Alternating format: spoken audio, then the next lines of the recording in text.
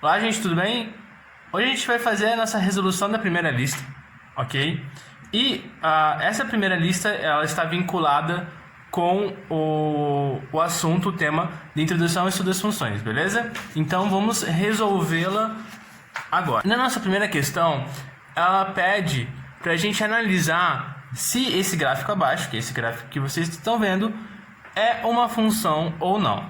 Bom, a gente sabe que para ser função precisa existir dois domínios, dois conjuntos, um conjunto, o domínio, e o outro contradomínio. E os elementos desses dois conjuntos precisam se associar unicamente com um elemento se associando com apenas um outro elemento do outro conjunto, ok?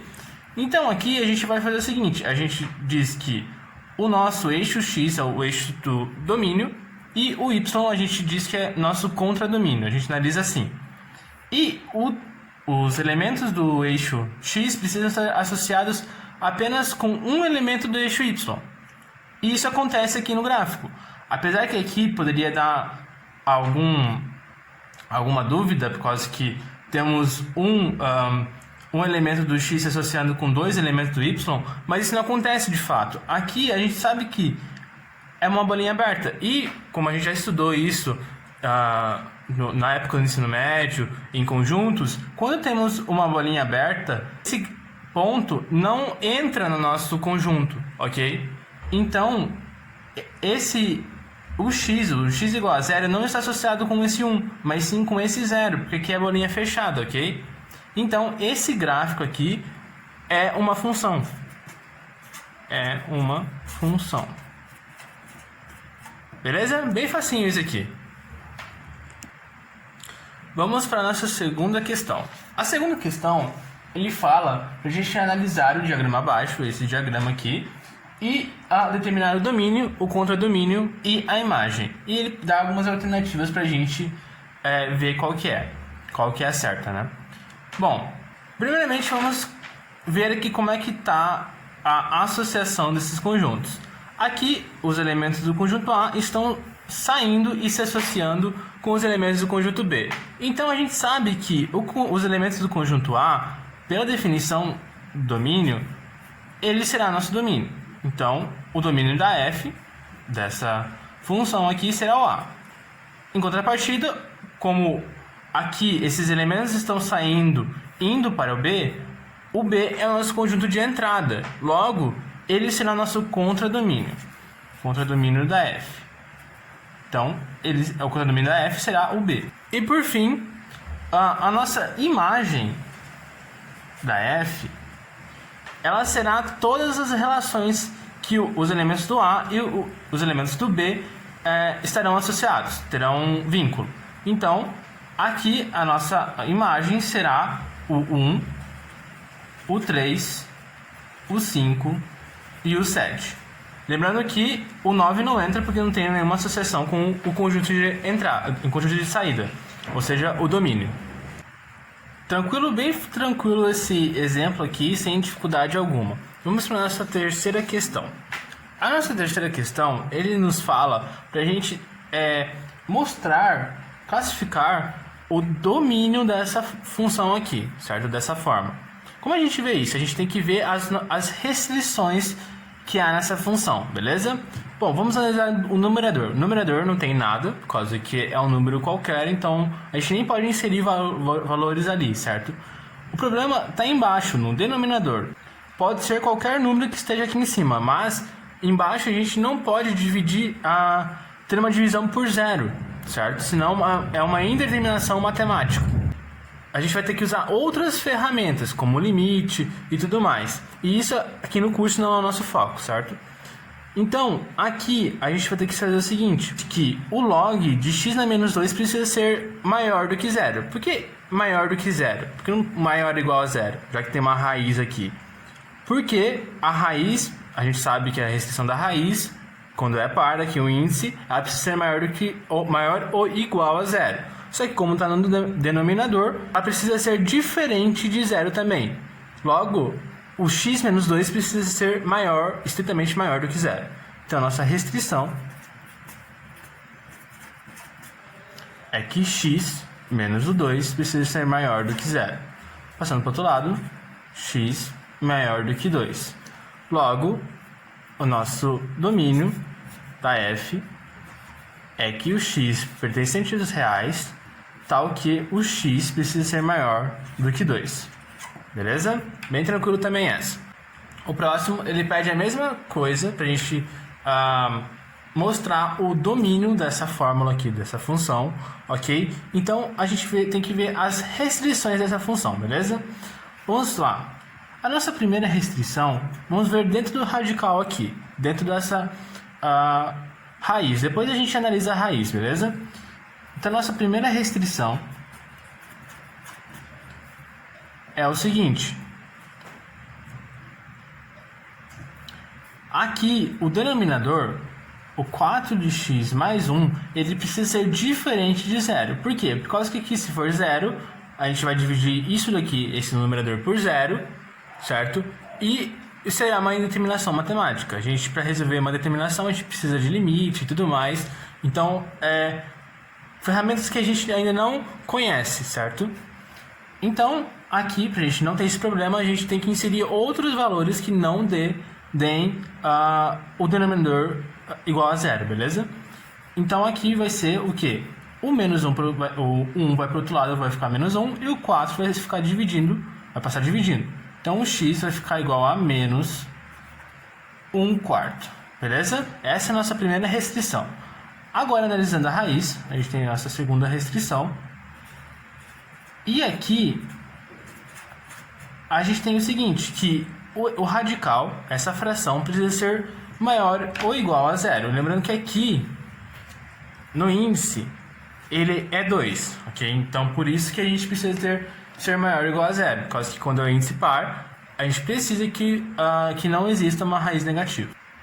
Então, a gente vai ter o seguinte, que x mais 1 dividido por 4x mais 1 tem que ser maior ou igual a 0. Só que é uma raiz, é uma inequação quociente aqui que a gente tem. Então, a gente divide em duas situações. Vamos pela primeira situação, que é o numerador, e depois a gente vê o numerador.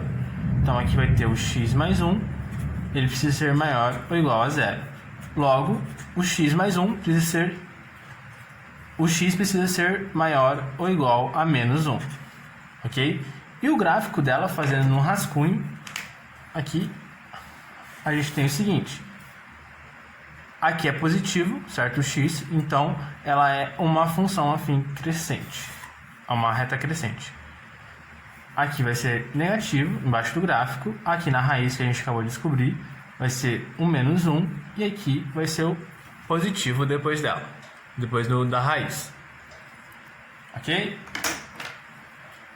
Agora, nessa segunda situação aqui, tem o 4x mais 1 precisa ser maior ou igual a 0.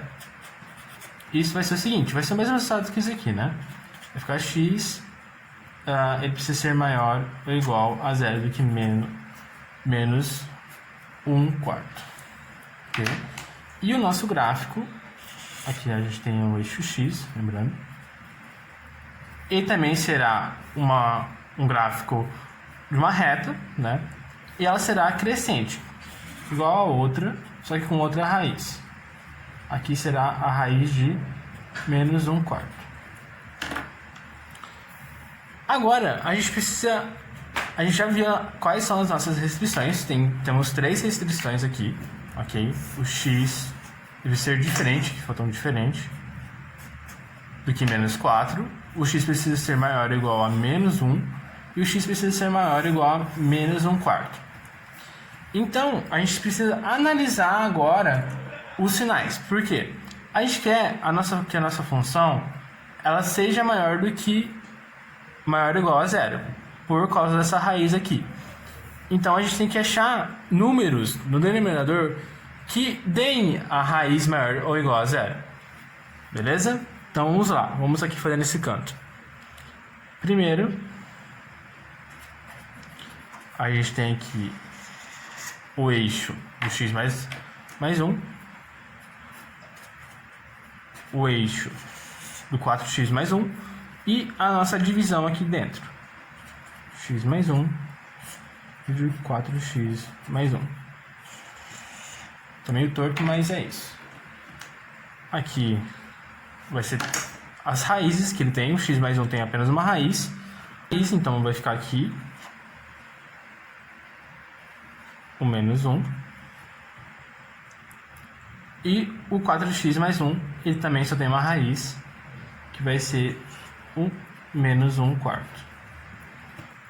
Aqui lembrando que a bolinha é fechada, tá vendo aberta?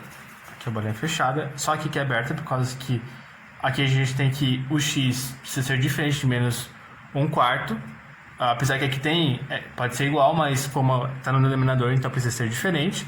Então aqui a bolinha é aberta e aqui é fechada, por causa que o menos 1 pode ser, se a gente inserir aqui, não vai dar zeros, certo? Só vai zerar o numerador e o numerador não tem restrição alguma. Então a gente tem essas 3 raízes. Esse pontilhado para melhorar a visualização. E aqui, a partir dessa análise gráfica que a gente fez, a análise do sinal, a gente vai classificar o seguinte: depois do menos 1 quarto, o que será positivo e o que será negativo. Agora, a gente colocando nessa situação aqui, vamos analisar o estudo dos sinais a partir desses dois gráficos. O que essa função aqui será positiva, sendo menor do que menos 1, ou negativa? Pelo estudo do sinal, a gente tem que ela será negativa, ok? E, em contrapartida, quando a gente tem valores maiores do que menos 1, ela será positiva. A mesma coisa aqui, negativa antes do menos 1 quarto e positiva depois de 1 quarto. E por fim, como a gente colocou aqui uma divisão, a gente precisa analisar essas duas situações, que quando for uma divisão e tiver esse número aqui, essas 3 situações no numerador, essas 3 situações no denominador, quais serão positivas, tá? Então, se o numerador tiver um valor negativo, tanto faz qual que é o valor numérico dele, mas sim o sinal dele que importa. É isso que a gente está analisando aqui. Então, se for um valor negativo dividido por um valor negativo, a gente, pela regra dos sinais da divisão, a gente tem um valor positivo. Aqui, se o numerador for um número com valor positivo e no denominador um valor negativo, a gente vai ter no final, né, no resultado, depois de efetuar a nossa divisão, um valor negativo. E por fim, positivo com positivo dá positivo.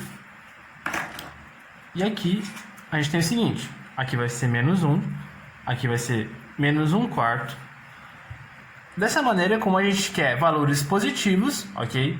Positivos diferentes de zero, a gente tem que o seguinte, que o nosso domínio será do menos 1 quarto, os valores a partir do menos 1 quarto para cima, e valores antes do menos 1, contando com menos 1. Por quê? Porque aqui vai estar positivo. E esses dois valores serão números que a gente não pode inserir aqui nessa nossa função. Por quê? Por causa que ou vai zerar, vai dar uma indeterminação matemática, o denominador vai ser negativo, vai ser zero, ou a raiz vai ser negativa, ok? Então, o nosso domínio da f vai ser o seguinte: x pertencente aos reais, tal que o x precisa ser menor ou igual a menos 1 e o x precisa ser maior do que menos 1 quarto. Ok?